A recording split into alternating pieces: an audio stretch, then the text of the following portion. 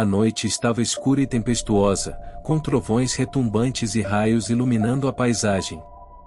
Eu estava dirigindo por uma estrada sinuosa e isolada, cercada por densa floresta. Poderia ter esperado o tempo melhorar, porém a vontade de chegar em casa e ver minha esposa e filha era mais forte, depois de uma semana longe de casa devido ao trabalho. A chuva caía pesadamente, criando poças de água na estrada que dificultavam a visibilidade.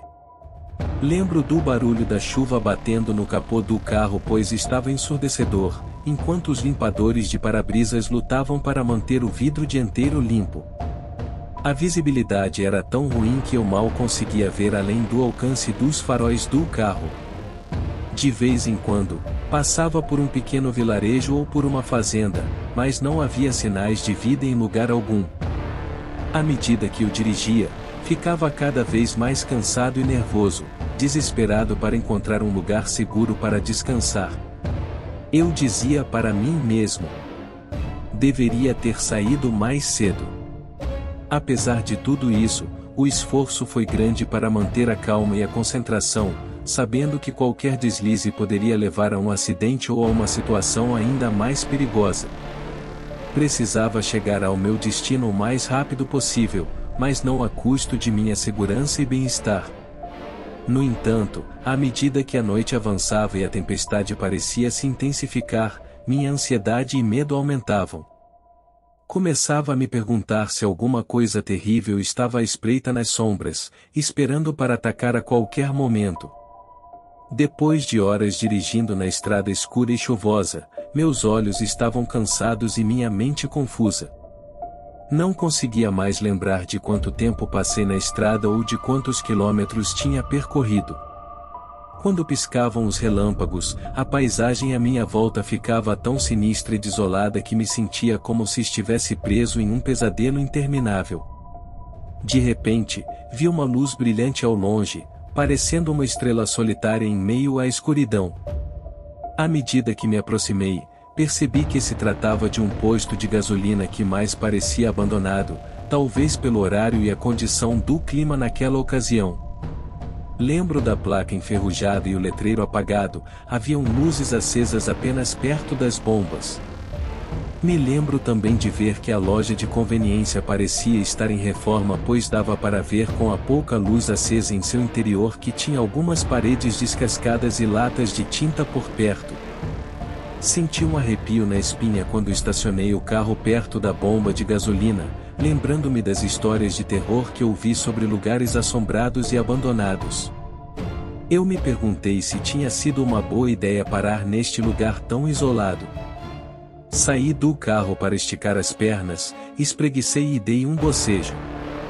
O ar parecia eletrificado, cheio de tensão e mistério.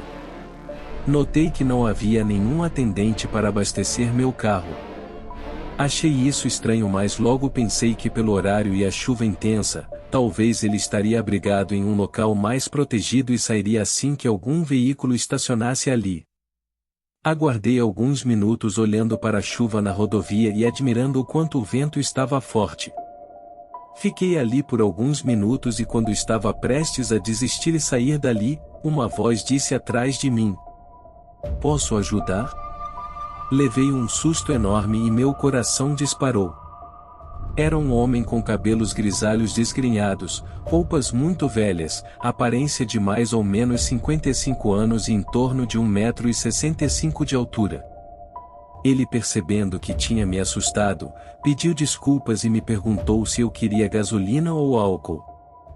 Disse a ele que seria a opção 1, pois para viagens eu sempre abastecia com gasolina. Ele então foi até a bomba, colocou as mãos nos bolsos como se procurasse por algo, e me pediu 1 minuto dizendo que esqueceu o crachá. Em seguida saiu em direção à velha loja do posto, e chegando perto da porta, ele parou. Achei aquilo meio estranho pois ele circulou e foi para a parte de trás dela. Notei com atenção quando ele encobriu atrás da loja. Algo dentro de mim me incomodava naquela noite e confesso que não estava gostando daquilo. Sua aparência era estranha e desconfortável. Ele tinha uma barba por fazer e um olhar que parecia esconder algum tipo de segredo, bem peculiar. Fiquei olhando fixamente para onde ele havia ido, e depois de uns 5 minutos, vi ele saindo de trás da velha loja vindo em minha direção com o crachá na mão direita, que estava erguida enquanto gritava. Eu o encontrei. Eu apenas acenei positivamente com a cabeça. Quando chegou perto ele me perguntou com um sorriso estampado e olhos arregalados. Vai completar? Pedi que colocasse apenas R$ 50. Pois naquele momento, já achando tudo aquilo estranho, só queria sair o mais rápido possível dali. Enquanto ele se virou para digitar o valor na bomba, eu percebi algo que me fez tremer. Notei que ele não usava uniformes e a roupa dele estava com muita lama. Você pode estar pensando que isso seria óbvio naquelas condições do tempo, ou que o fato dele não usar uniformes não seria motivo de pavor. Mas eu conhecia muito bem aquela rede de postos de gasolina, e sim, eles sempre usavam uniformes. Porém, se não fosse pelas marcas de mãos na parte de trás da calça perto dos calcanhares feitas com o que parecia sangue, realmente eu não teria motivos para pânico. Quando ele se virou, desviei o olhar para não deixar ele notar que eu estava reparando. Foi quando ele perguntou: Vai para onde? Eu respondi: Uma cidade aqui perto. Ele: É uma noite difícil para estar na estrada, não acha? Em seguida eu respondi com um ar de frustração e olhando para a chuva que caía no solo. Parece que não tive muita sorte. Ele: Você é daqui? Eu: Não. Eu sou de uma cidade próxima. Parei aqui apenas para esticar as pernas. A bomba desarmou e ele retirou a mangueira do carro. Paguei com uma nota de 50, agradeci e me despedi. Ele pegou o dinheiro e ficou olhando para mim como se quisesse algo. Quando eu já estava dentro do carro e pronto para dar partida, ele fez sinal para mim abaixar o vidro do passageiro. Liguei o carro e abaixei apenas uma fresta o suficiente para ouvir o que ele queria me dizer. Ele perguntou: Você tem mulher e filhos? Agora sim, meu corpo tinha dado todos os sinais possíveis de que algo ruim iria acontecer se eu não pisasse fundo no acelerador. Eu respondi que tinha que ir embora. Acelerei e saí daquele maldito posto decidido a nunca mais parar por ali e, se possível, nunca mais passar por aquele trecho novamente. Alguns dias se passaram. Uma noite, quando estava vendo TV com a minha esposa, coincidentemente vi em um noticiário algo que me deixou perplexo. Na notícia dizia que uma jovem, funcionária de um posto de gasolina localizado às margens de uma rodovia, e que estava desaparecida há alguns dias, tinha sido encontrada enterrada atrás da loja de conveniência do mesmo. Aquilo me fez arrepiar dos pés à cabeça e comecei a chorar. Minha esposa ficou em choque com a notícia, pois eu havia contado para ela na mesma noite do acontecimento, assim que entrei em casa. Não sei explicar se o motivo do meu choro foi pela jovem que havia sido assassinada, ou pelo fato de que talvez eu seria o próximo. Talvez hoje, eu estaria ocupando uma cova ao lado dela, se o homem percebesse que eu tinha visto as marcas de sangue em sua calça.